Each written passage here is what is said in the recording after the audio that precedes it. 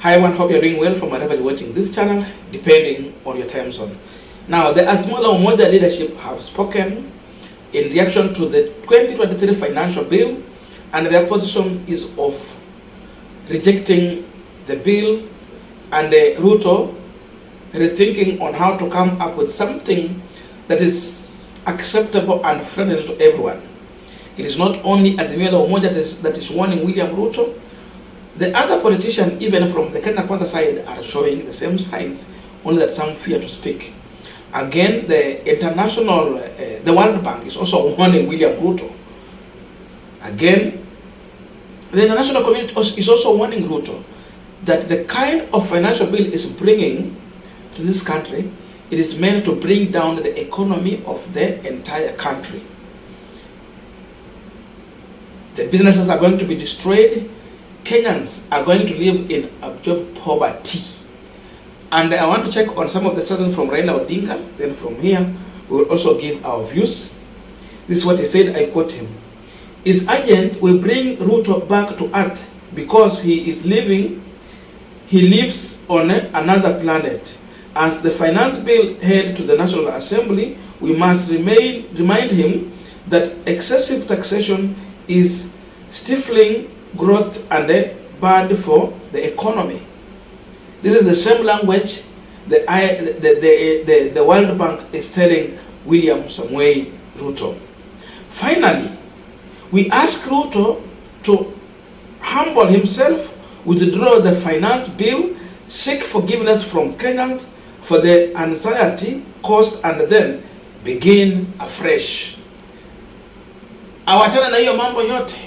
Afikiria upya na aanza upya on something that will be acceptable by everyone.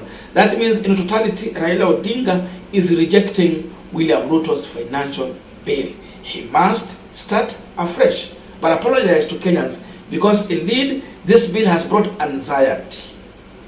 Kila mtu anafikiria tu, sasa kama hii bill iko hivi, what about the current situation we are in now?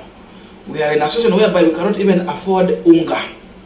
Taxes zimekuwa juu. Utapata kwa hii unga, ile tax inapigwa pale, labda ni 50 shillings per packet of unga.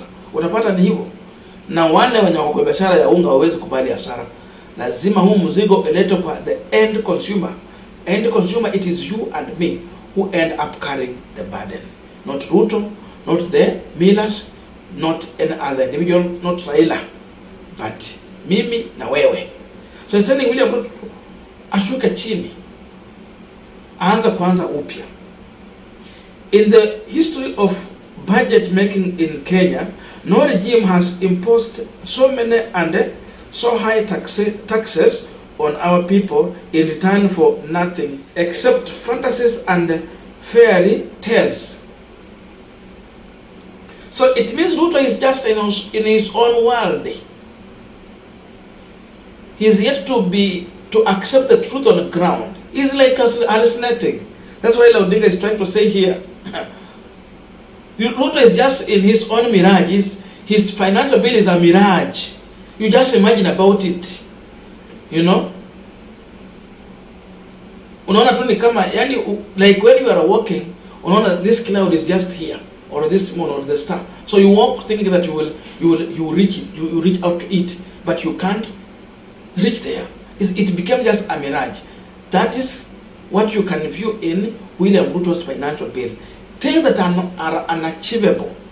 Indeed, Raila is true, because try to do a comparison, and I did this video yesterday on what that I was talking about. Ruto trying to achieve that which Kibaki achieved in 10 years within 1 year. Ruto is trying to achieve what Uhuru Kenyatta achieved in 10 years within 1 year. The financial bill that Ruto is bringing up, he wants to achieve a gradual increase of 1 trillion shilling within 1 year, yet Uhuru managed to achieve that in a period of 10 years. So he was increasing slowly by slowly, going upwards. Every year increase something, every year increase something. And that's why there was no shocks in the economy. And no one had that kind of a burden. But this Ruto want to increase within 1 year. He want to achieve that. It's not even 1 year. Ni miezi ngapi? Sababu hii kishapitishwa tu, pap, kesho ushuru inaanza kutozwa kwa hiyo. Inamaanisha within 10 to 11 months he want to make an achievement that took somebody 10 years within that short term. That tells you the danger that we are about to go through. Nataka kwanza mambo ya pickpocketing of naked people. Raila anasema pana. This one, it should never happen. It should never be. We are saying no. And he continues, the financial bill is a disease that cannot be cured with everyday herbs. Iko beyond. It's economic sabotage. If Ruto insists on this bill, this country will go into full recession. This bill requires and must get fierce resistance. So finally, Raila Odinga is calling here now for resistance because we are heading to recession. It will be a time when people are going to lose jobs. It will be a time when companies will be quitting Kenya. It will be a time when no individual will afford basic needs. Kazi zitapotea sana kwa sababu hii ushuru imepanga kufinya mwananchi na kufinya pia wale wenye investors.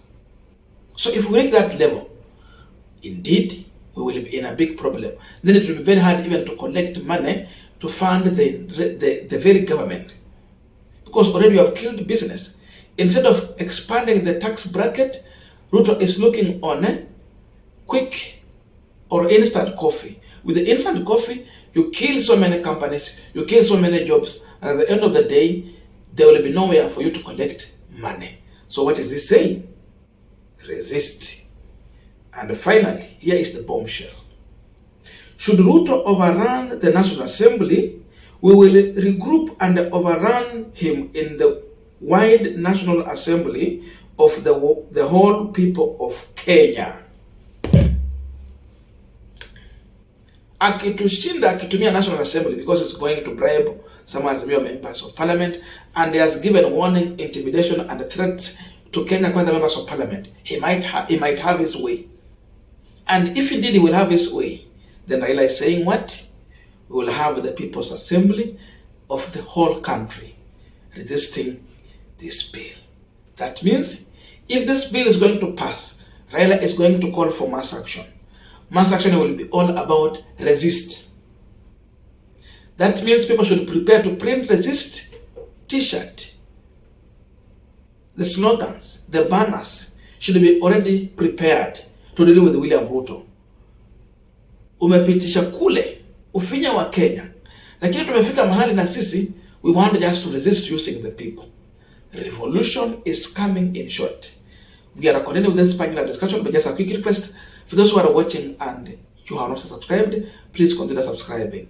To our returning subscribers, I must say thank you so much. And again to all our viewers, please give this video a thumbs up. Thank you so much, and back to this discussion. So the only way to save this country, if Ruto will insist on having his way, is just by going against the will of members of parliament. We voted for them to represent us. But if we feel that they are not representing us in the manner or capacity we think they should be, then we have two ways to do. Number one, to recall them, but recalling them is a long process. It's a long way.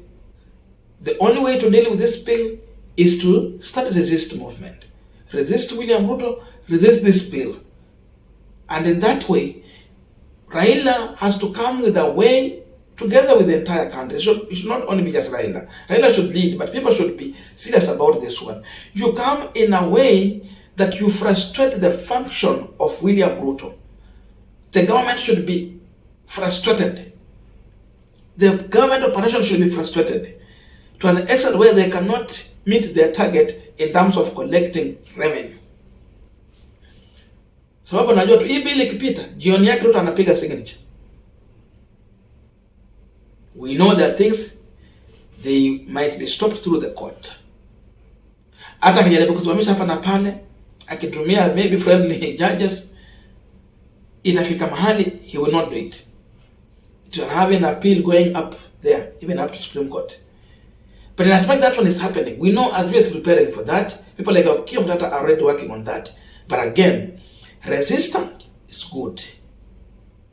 If not, prepare for pickpocketing. Pickpocketer is coming for you, and it's coming without fear, without worry.